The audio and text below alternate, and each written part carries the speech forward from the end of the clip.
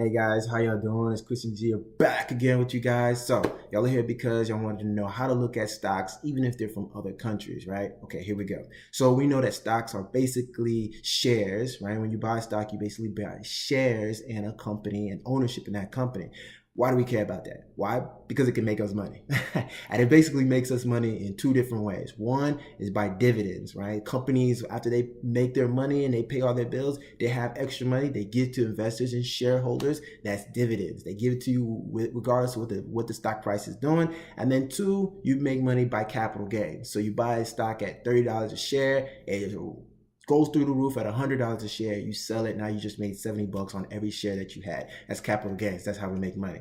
Now, there's also stocks can also be split into three different types too, based on where they are in the country. Now you have domestic stocks, which are based out of here in the US. You have international stocks, and you have emerging market stocks. Now your domestic stocks are basically stocks that are here in the US, right? They'll be trading off of the New York Stock Exchange and the NASDAQ, right? And those stocks are good because they're US based companies, right? And the thing about that is nice is that one, in the US, we have laws. We have laws that pretty much protect our investors. So the companies just can't take our money and do whatever they want to do with it. That's great, right? And two, there's less currency risk, right? Because everything is in dollars. The companies make their money in dollars. We invest in dollars. So there's not as much currency risk, all right?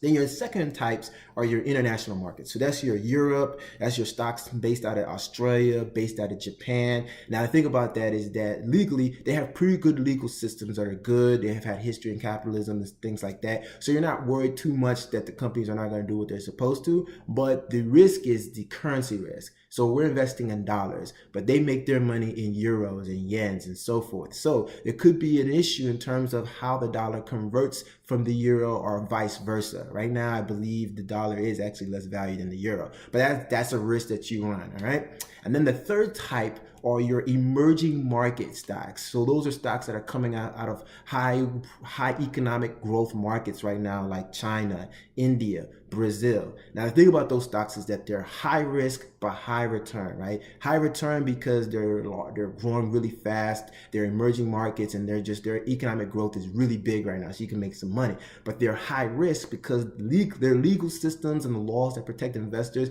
are like slim. So really, the governments there could potentially, in a crisis, could take your money that's in a company and just take it and do whatever they want to do with it. So high risk, high reward. So that's pretty much your three basic stock types, depending on what countries they're in. My recommendation, and this is what I do, is to kind of just only invest in the US based stocks, domestic types, because it's just safer that way. I know the dividends are coming, and I know there's laws that protect us as investors, and you can make a lot of money just doing that. So that's how I do it.